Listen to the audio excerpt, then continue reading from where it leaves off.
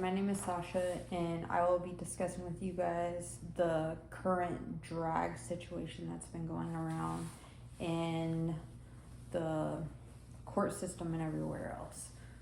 So, according to the dictionary, the definition of performing arts is a form of creative activity that is performed in front of an audience, such as a drama, music, or a dance. Drag is also known as a type of entertainment where people dress up and perform. The term drag originated as a British theater slang in the 19th century and was used to describe women's clothing or makeup worn by men. If you've ever stepped into a restaurant or an LGBT club bar, you might find such a performance being performed by a drag queen.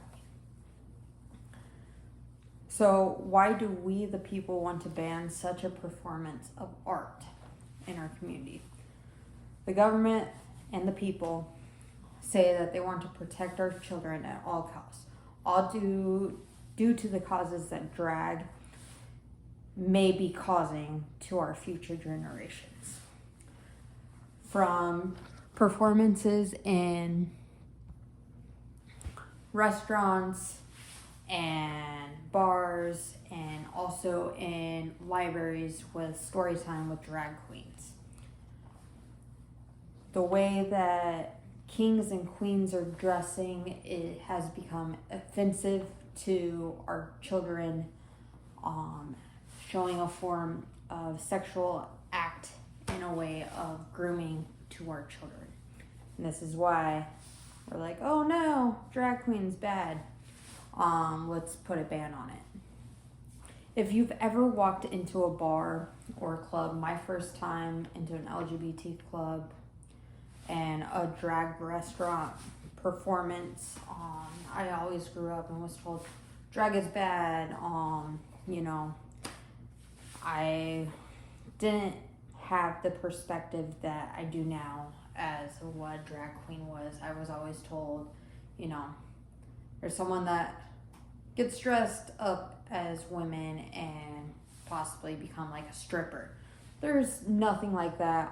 When I first sat down and actually watched my first drag performance, I saw a performer who looked magnificent in a beautiful gown with beautiful makeup, hair done, better than I've ever seen a woman dressed in my whole entire life. They looked like an absolute queen, a princess, better than Cinderella in any story I've ever heard. That's what they looked like. They didn't take off their clothes. All they did was sing, perform, tell jokes, made the crowds laugh, and danced. No clothing was coming off, nothing extreme. They were just gorgeous and wow. We hear from many conservative activists like Charlie Kirk and Tucker Carlson that have been critical of drag queens, with some claims that the art is sexually grooming our children. Well, Dr. Elizabeth Jerlich, a clinical psychologist and professor of psychology at John Jay College of Criminal Justice that studies sexual violence prevention, states if the readable is to protect children from being sexually abused, that is not going to be helpful in this instance. Making laws specific to drag performance is not necessary. The majority of drag performance can be done in ways that are not obscene or come off as grooming our children. She also added, we have no research evidence to suggest that children being exposed to people dressed in different clothing increases the risk for long-term psych consequences or children's sexual behaviors. So where does a fashion, a dress, makeup express a form of grooming in children? When you look at a glam magazine or dresses, suits worn by celebrities. Where do we judge and say, hey, Billy Peters wore a dress on the red carpet that was very sexual and offensive to my children and myself? Or when Pete Davidson rocked a dress on the red carpet? Or Vin Diesel. Let's look at the women who wore a suit on the red carpet. That head's turning due to the choice of a suit instead of a dress? No one second guessed that.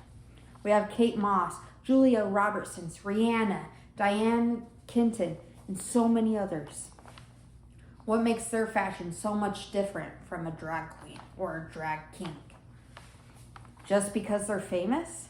That's the only thing that's keeping us from turning our heads?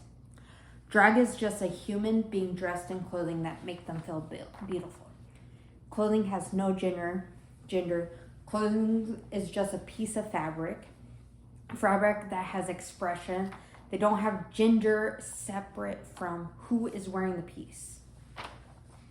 Yeah, I might be a female, but I always dress in male clothing. That's what I feel comfortable with. That's just who I am. But that doesn't make me a male, or that doesn't, change how people see me, is by the way I dress and present myself.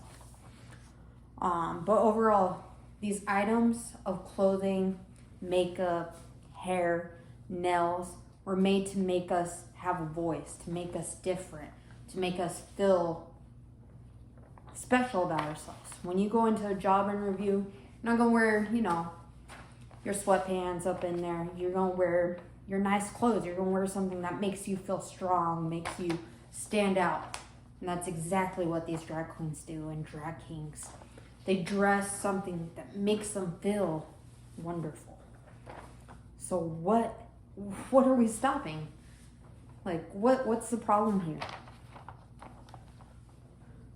What's the issue? Why are we banning something that makes someone feel beautiful, empowered about themselves, makes them voice themselves?